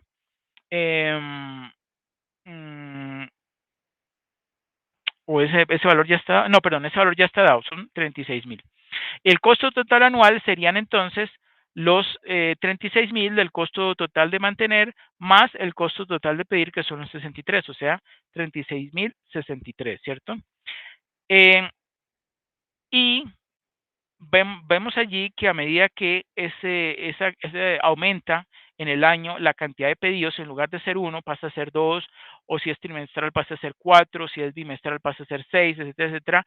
Vemos que en el que está sombreado de color verde, o sea, el quincenal, ¿cierto? Que como su nombre lo dicen, se van a hacer en forma o 2 veces al mes, va a representar que son 24 pedidos en el año, ¿cierto? Obviamente con el mismo costo fijo de mantener y costo de pedir, eso va a requerir un inventario inicial de 500 unidades, ¿cierto? Y va a representar, como vemos en la última columna, donde dice costo total anual, va a representar el menor costo de todos, que son 3,000,12. ¿Ok? ¿De dónde viene ese 3,012? De la sumatoria de el costo total de pedir, que en este caso es 1,512, que es elevado, pero el costo total de mantener sí es más bajo, es de 1,500. Y esa sumatoria, ¿cierto? 1,512 más 1,500 me da 3,012. que como vemos allí es el costo total anual más bajo de entre los diferentes tipos digamos que de pedidos durante el año. ¿Okay? Entonces, como dice allí, esta figura 2 muestra los costos totales que se tendrían para pedidos de diferente tamaño. El primer renglón indica el costo total de mantener la inversión en inventario si se hace un solo pedido anual. En cambio, en la última columna, vemos que el menor costo se obtiene con pedidos quincenales. Así, podría contestarse la pregunta inicial señalando que no conviene hacer pedidos de 1000 unidades cada mes o 12 pedidos al año, sino de 500 cada 15 días, ¿sí? O sea, 500 unidades cada 15 días. El modelo de la cantidad económica de pedidos CEP permite encontrar directamente ese resultado y para ello se utiliza esa fórmula que está allí, raíz cuadrada de 2 por T, vemos allí abajito donde dice dónde, ¿cierto? La T que está sombreada de color amarillo significa la necesidad total de materiales o de insumos en un año, ¿cierto? En un año son de 12,000, ¿cierto? Porque hemos dicho que era 1000 por mes. Entonces, 2 por 12,000 y eso multiplicado por CP, que es el costo de hacer el pedido, dijimos que eran 63 pesos por pedido, ¿cierto? Y eso dividido, ese producto está dividido entre CM, que es el costo de mantener los inventarios, que son de 6 pesos por unidad. Al realizar nosotros esa razón y sacarle la raíz cuadrada, pues obtenemos el resultado que da 502, ¿ok? Entonces dice allí, usando los datos del ejemplo, el resultado indicaría que al hacer pedidos quincenales de 500 unidades cada uno, se lograría la minimización del costo total de los inventarios así, ¿cierto? Como vemos allí, 2 por 12,000 por 63 dividido entre 6, todo eso le sacamos la raíz cuadrada y eso nos da 502. Entonces, el resultado dice que la cantidad por pedir es de 502 unidades. Esta cifra es equivalente a la obtenida o la que muestra la figura 2, ¿cierto? Hay una pequeña diferencia de 2 unidades que tiene que ver con el redondeo de las cifras, pero en, en términos generales coincide, ¿cierto? Bueno. Obviamente este cuadro se hizo fue como en forma ilustrativa, pero haciendo el cálculo, simplemente aplicando esa fórmula de costo económico de pedido, pues podemos conocer esa cantidad óptima, ¿cierto? Dado los supuestos que ya dijimos anteriormente. ¿Ok? No sé si ustedes se acuerdan de la fórmula de la cantidad óptima de efectivo de Bumol y Tobin. ¿Se acuerdan que ambas tienen una raíz? Resulta que a partir de esta fórmula, ¿cierto? Es que se planteó la de la cantidad óptima de efectivo a mantener, ¿ok? A partir de esta de costo económico de pedido. Y ha dado, por supuesto, buenos resultados, como habíamos mencionado anteriormente.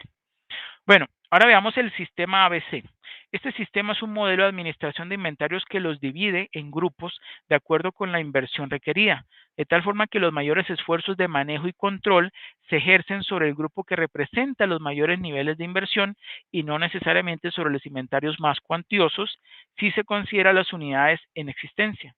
La idea es establecer una jerarquía para reducir los inventarios con más impacto en los costos. ¿Okay? Si se sigue ese sistema ABC. ¿Quién sabe qué significa ABC? ¿Qué significa ese ABC?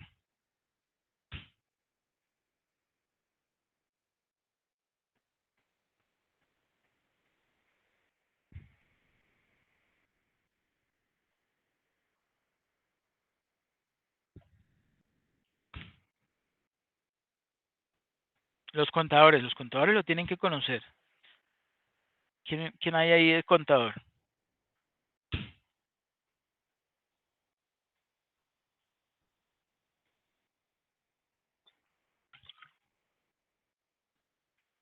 ¿No?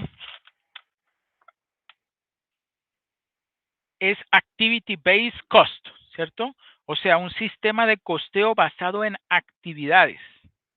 ¿Ok? este tipo de sistemas es muy utilizado en las fábricas, en las empresas manufactureras, pero no significa que esté limitado a las empresas de servicios, ¿no? También se podría hacer, sino que digamos que se presta o se creó inicialmente para eso, para poder costear con base en actividades, ¿cierto? Que generen o agreguen valor a la fabricación de un producto y con base en la determinación de esas actividades y de lo que mayor o menor grado generan, ¿cierto? Digamos, de esfuerzo o de valor que agregan al producto final, entonces es que se puede establecer o se puede medir, ¿sí? O se puede calcular más fácilmente el costo de fabricación de un producto. ¿Okay? En términos generales, eso obviamente, si en el área contable tiene toda una serie de requisitos para poder hacer esos cálculos, pero en líneas generales, pues es bueno que sepan sobre este sistema de costeo Activity Based Cost. El justo a tiempo o just in time, ¿cierto? También es otro modelo de, de costeo, ¿ok? Para las empresas cuya producción es la materia prima de otras y por lo tanto tiene una demanda derivada, se han desarrollado sistemas que permiten una administración eficiente de los inventarios, pues si conocen su demanda, la planeación o el cálculo de los requerimientos de los materiales o productos en proceso es relativamente fácil de establecer. Sistemas como el de justo a tiempo just in time ayudan a minimizar los saldos en inventarios al elevar al máximo su rotación, puesto que la recepción de inventarios está sincronizada con el uso inmediato. Como parte de las decisiones de inversión de corto plazo que comprenden la administración financiera de capital de trabajo, las empresas deben decidir la forma de financiar sus inversiones en activos circulantes. ¿Okay? En, en las economías avanzadas y en las economías del sudeste asiático, este just in time es el sistema de costeo que ellos están utilizando y que les permite, ¿cierto?, producir o fabricar grandes volúmenes, ¿cierto? Puede ser, digamos, para la fabricación de, no sé, de tenis, de ropa deportiva, etcétera, ¿cierto? Balones, productos deportivos, etcétera, etcétera, y que ha tenido buenos resultados, ¿cierto? Debido a eso que acabo de mencionar, a que el cálculo de requerimientos de los materiales o productos en proceso es relativamente fácil de establecer, ¿cierto? Eso obviamente, si lo miramos desde el punto de vista contable, pues tiene una serie de requisitos y una serie de detalles. No vamos a entrar, ¿cierto?, a profundizar en eso, pero sí es ampliamente utilizado por esas economías, sobre todo el sudeste asiático y las economías avanzadas, para facilitar el costeo de fabricar un producto. ¿Okay? Tiene que ver con una sincronización inmediata del producto. O sea, ellos, y para poder lograr eso, ellos necesitan contar con una infraestructura vial, digamos, que sea estable y que no vaya a tener ese tipo de tropiezos como ocurren aquí en Colombia, como por ejemplo en la vía al llano, que hubo un derrumbe y entonces la vía quedó cerrada, los camiones que iban a pasar con productos entonces tienen que desviarse o tienen que esperar. Todo ese tipo de trabas que nosotros o que se nos presentan en nuestras economías en vías de desarrollo, pues ellos han logrado controlarlo y ellos logran prácticamente que cuando ellos hagan un pedido de un producto, en cuestión de unas horas o de un día, ya tengan entonces los insumos en la fábrica y esa producción lo hacen, como dice allí, justo a tiempo. O sea, todo ese proceso, esa entrega, fabricación, despacho, etcétera, etcétera, se coordina de tal forma que viene siendo casi que perfecto. ¿Ok? Bueno. Ahora vemos capital de trabajo, puntos que todas las empresas deben recordar. ¿Quién me ayuda, por favor, leyendo esto?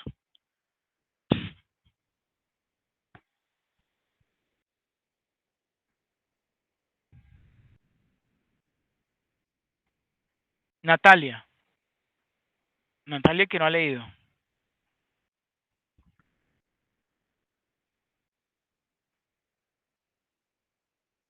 Natalia o Girleni. Profe, yo lo leo. Bueno, ok, gracias. Puntos que todas las empresas deben recordar. ¿Aló? Ay, no te suena, Natalia. Llegó Es que se Natalia. me fue el Bueno, internet, pero ya, ya pude establecer un poquito. Bueno, entonces, capital de gracias. trabajo. Gracias, William. Puntos que todas las empresas deben recordar. El capital de trabajo, también conocido como working capital, es una métrica financiera que mide la liquidez operativa de una empresa. El capital de trabajo en términos contables se define como activo circulante menos pasivo circulante. Una posición positiva significa que una empresa puede respaldar sus operaciones diarias, es decir, atender tanto la deuda a corto plazo que vence como los gastos operativos venideros.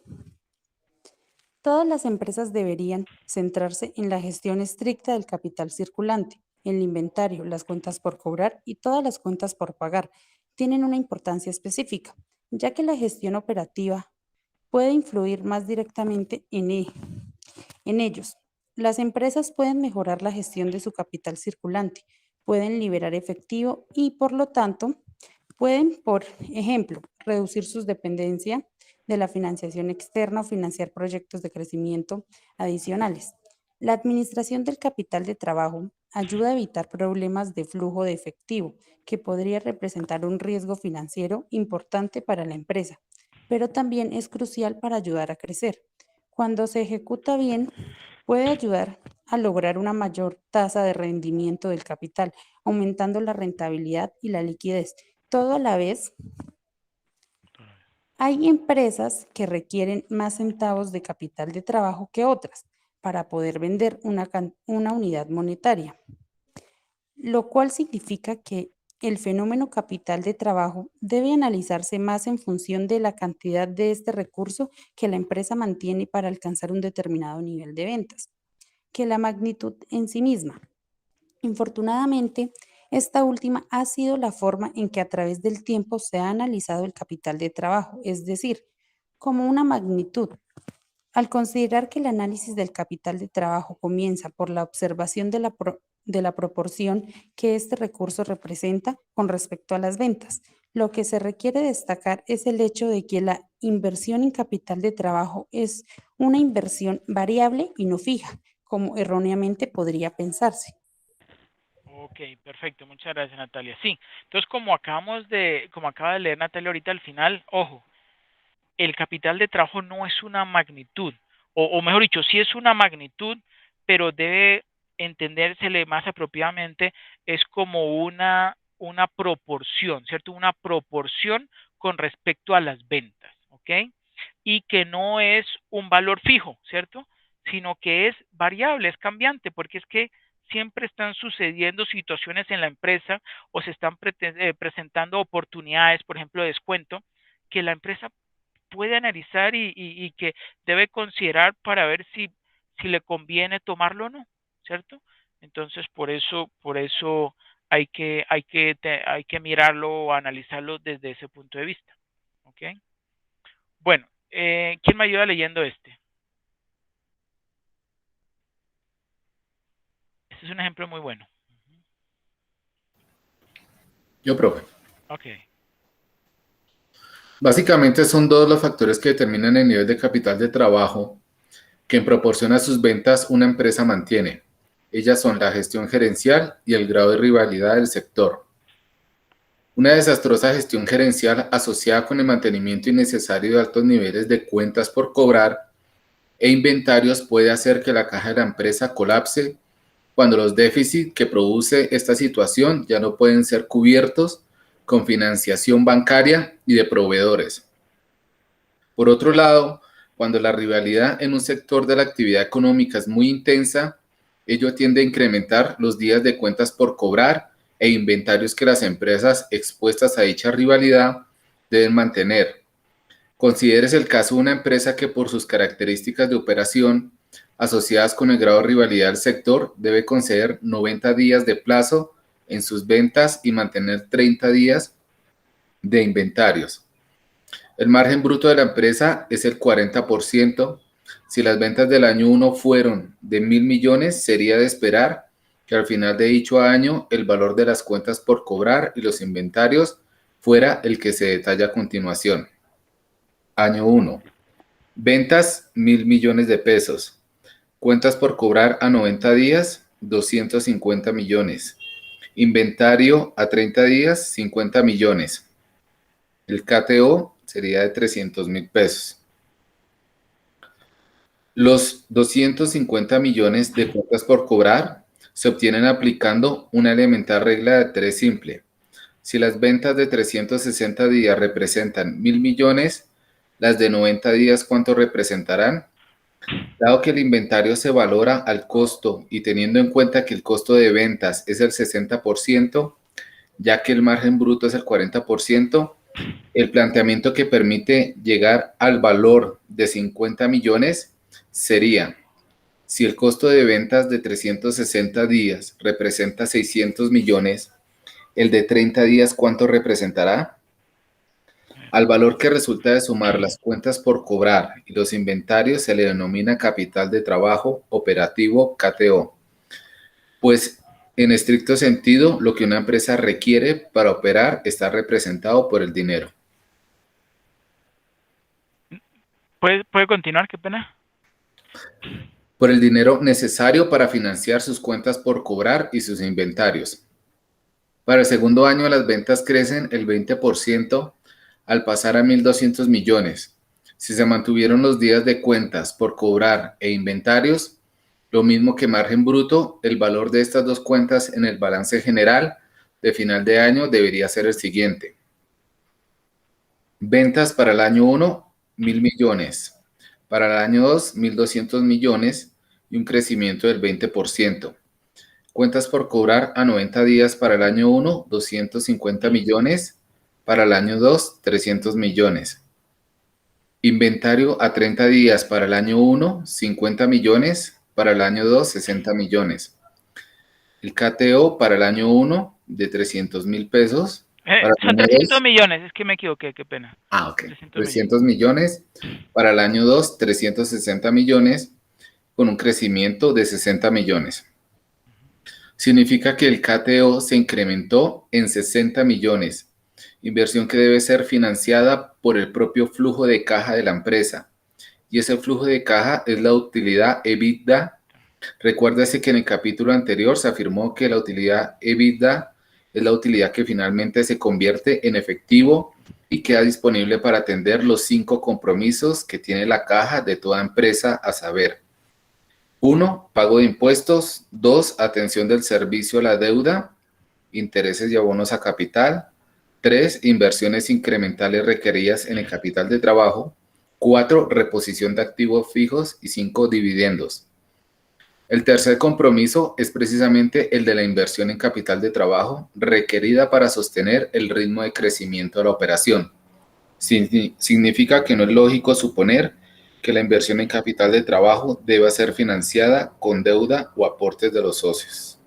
Perfecto, muchas gracias.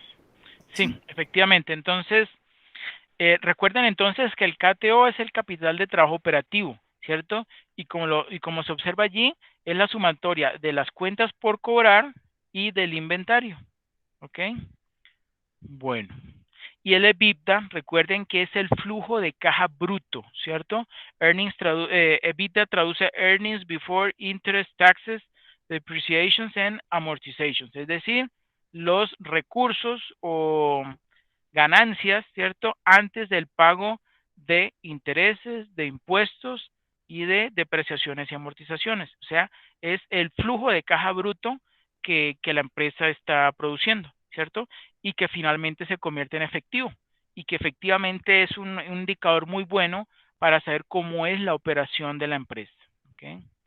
Bueno, yo continúo. El ritmo al cual crecieron las cuentas por cobrar y los inventarios fue también del 20%.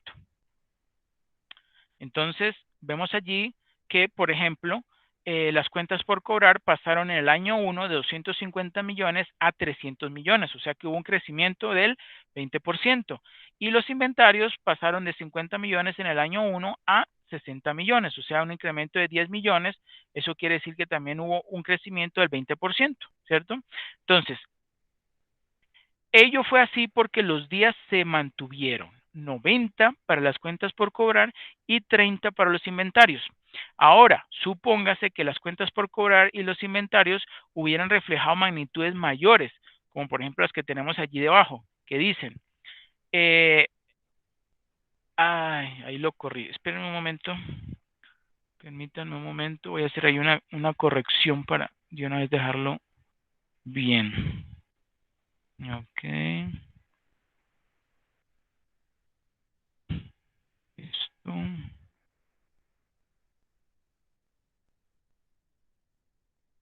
Ahora sí. Bueno, vamos a compartir pantalla.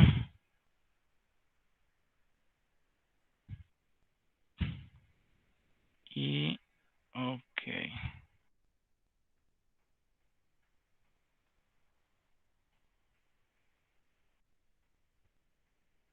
Listo. Entonces, dice abajo, las ventas, pues igual que como estaba en el anterior, pasó de 1.000 a 1.200 millones. Las cuentas por cobrar pasaron de 250 millones, ya no a 300, sino a 335 millones, vamos a suponer, ¿no? O sea, hubo un crecimiento del 34%. Ay, el de crecimiento no lo arreglé. Bueno, ahorita lo corrijo. Y el inventario, ¿cierto? Que estaba en el año 1 en 50 millones, pasó a 65, ¿cierto? Es decir, un crecimiento del 30%. Entonces, ¿qué sucedió? Pues el capital de trabajo operativo pasó de 300 millones a 400 millones, es decir, un crecimiento en términos monetarios de 100 millones. Hubiera significado que la empresa estaría acumulando lo que se denominan fondos ociosos o improductivos. Pues si en cuentas por cobrar solamente debieron quedar 300 millones, entonces los 35 millones en exceso están ocasionando un costo de oportunidad a la empresa, pues bien pudieron haberse destinado para, por ejemplo, reducir la deuda financiera o para dar un mayor reparto de dividendos a los accionistas. El mismo análisis aplica para el exceso de inventarios en los de 5 millones, ¿cierto? Porque pasó de 60 a 65 millones. De este análisis se aprende una importante lección gerencial. Hay que impedir que las cuentas por cobrar y los inventarios crezcan en mayor proporción que las ventas, ¿ok? Si las ventas crecieron un 20%, pues hay que buscar de que esas cuentas por cobrar e inventarios crezcan también un 20% o menos. Pero si es al contrario, si crecen más, entonces es perjudicial para la empresa, ¿cierto? Hay que impedir que los costos y gastos efectivos, las cuentas por cobrar, los inventarios y las cuentas por pagar a proveedores de bienes y servicios crezcan en mayor proporción que las ventas. ¿Y por qué creen ustedes que eso no es bueno o que es malo, mejor dicho? Porque eso afectaría el nivel de efectivo, la liquidez de la empresa. Perfecto, correcto. Afecta la liquidez de la empresa, ese calce que se venía dando entre digamos, esas cuentas por cobrar y ese inventario necesario para realizar las ventas, entonces se va a descuadrar, ¿cierto? O va a crecer en mayor proporción que las ventas. Entonces eso va a generar algún tipo de momento seguramente de liquidez para la empresa. Y 4 razones por las cuales su empresa podría requerir capital de trabajo adicional. Primero, las diferencias estacionales, o sea, por estaciones, en el flujo de efectivo son típicas de muchas empresas que pueden necesitar capital adicional para prepararse para una temporada alta o para mantener a la empresa en funcionamiento cuando ingresa menos dinero. Segundo, casi todas las empresas tendrán momentos en los que se necesita capital de trabajo adicional para financiar las obligaciones con los proveedores, los empleados y el gobierno mientras esperan los pagos de los clientes. Tercero, el capital de trabajo adicional puede ayudar a mejorar la empresa de otras formas, como por ejemplo permitiéndole aprovechar los descuentos de proveedores comprando al por mayor, como lo mencioné. Y cuarto, el capital de trabajo también se puede utilizar para pagar a los empleados temporales o para cubrir otros gastos relacionados con un proyecto. Ahora veamos un indicador muy importante, que es días de ventas pendientes o en inglés Days of Sales Outstanding, que se conoce como DSO o DSO, ¿cierto? Los días de ventas pendientes, DSO, es el promedio de días que las cuentas por cobrar permanecen pendientes antes de ser cobradas. Se utiliza para determinar la eficacia de los esfuerzos de crédito y cobro de una empresa para permitir el crédito a los clientes o para otorgar el crédito a los clientes, así como su capacidad para cobrarles. Cuando se mide a nivel de cliente individual, puede indicar cuando un cliente tiene problemas de flujo de caja, ya que el cliente intentará estirar la cantidad de tiempo antes de pagar las facturas. La medición puede utilizarse internamente para vigilar el monto aproximado de efectivo invertido en las cuentas por cobrar. No existe un número absoluto de días de ventas pendientes, sino es que hay un número mágico de días de ventas pendientes que represente una gestión excelente o deficiente de las cuentas por cobrar, ya que esta cifra varía considerablemente según el sector en el que se encuentra la empresa y las condiciones de pago subyacentes. Pero por lo general, una cifra superior al 25%, ¿sí?, de las condiciones estándar permitidas puede representar una oportunidad de mejora. Por el contrario, una cifra de días de ventas pendientes que se aproxime mucho a las condiciones de pago concedidas, ¿cierto?, probablemente indica que la política de crédito de una empresa es demasiado estricta. ¿Ok? Y la fórmula para calcular ese días de ventas pendientes es cuentas por cobrar dividido entre ingresos anuales y esa razón multiplicado por número de días en el año. ¿Ok? Como ejemplo, el cálculo del DSO o día de ventas pendientes, si una empresa tiene un saldo medio o promedio de cuentas por cobrar de, supongamos, $200,000 y tiene unas ventas anuales y unos ingresos anuales de $1,200,000, entonces su cifra de DSO será ¿de cuánto? Entonces, 200,000 son las cuentas por cobrar, digamos que son dólares, $200,000. Eso se divide entre 1,200,000, que son los ingresos anuales, y eso multiplicamos por 365 días, ¿cierto? Que son el número de días en el año, y eso nos da 60,8 días de ventas pendientes, ¿cierto? Entonces, el cálculo indica que la empresa necesita 60,8 días para cobrar una factura típica o tradicional normal. ¿Ok? ¿Sí, sí está claro ese indicador?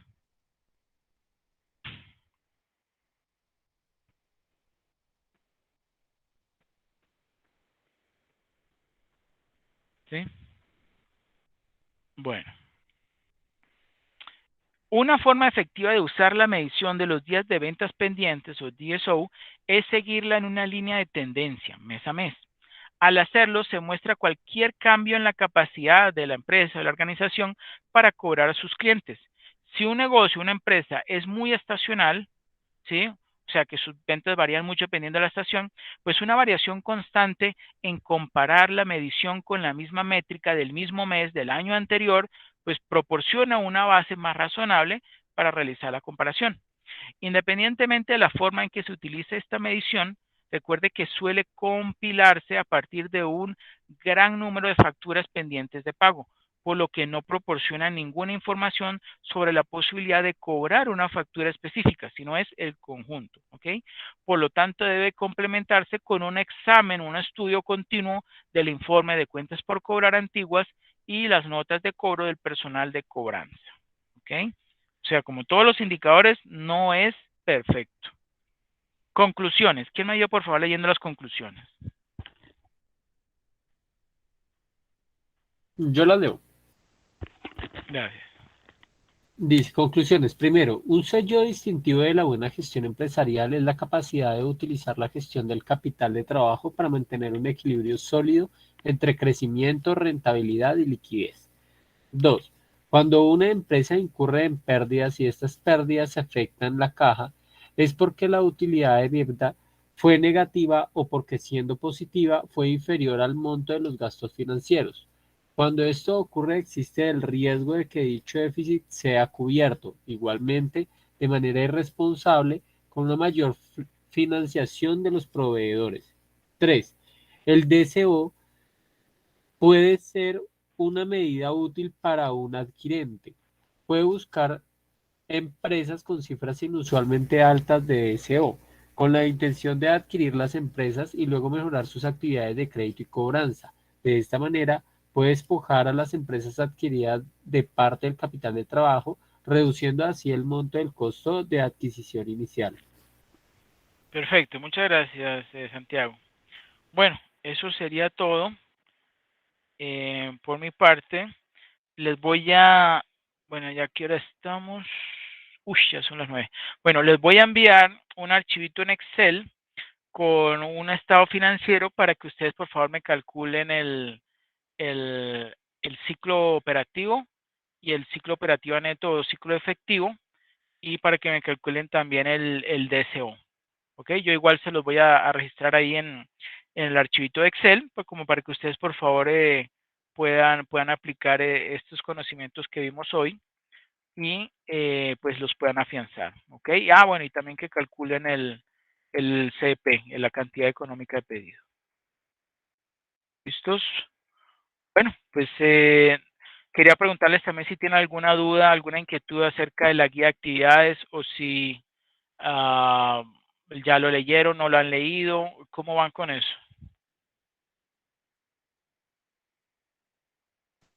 Yo la leí ya la guía, estoy un poquito atrasado porque tuve que hacer un viaje la semana pasada, pero ya esta semana espero retomar fuerte y entregar el primer avance, yo creo que el domingo. Ok, perfecto, muy bien, muchas gracias Santiago. Y Girleni, Natalia, William.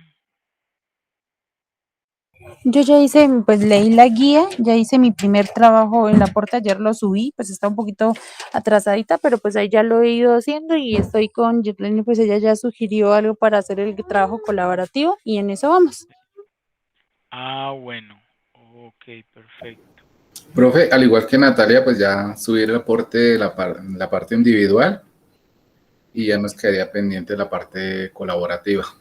Ok, perfecto. Bueno, ustedes que van adelantados o que ya hicieron la parte individual, por favor les pido que lideren el desarrollo de la actividad colaborativa, porque si no hay alguien que lo lidere, pues lamentablemente yo por experiencia sé, no termina con buenos resultados. Entonces, por favor, lideren ese avance, ese desarrollo de la actividad colaborativa. Obviamente no estoy diciendo que lo hagan todos ustedes, pero sí que lo lideren para que sus demás compañeros pues se animen a participar y a colaborar en el desarrollo de los demás puntos. ¿Ok?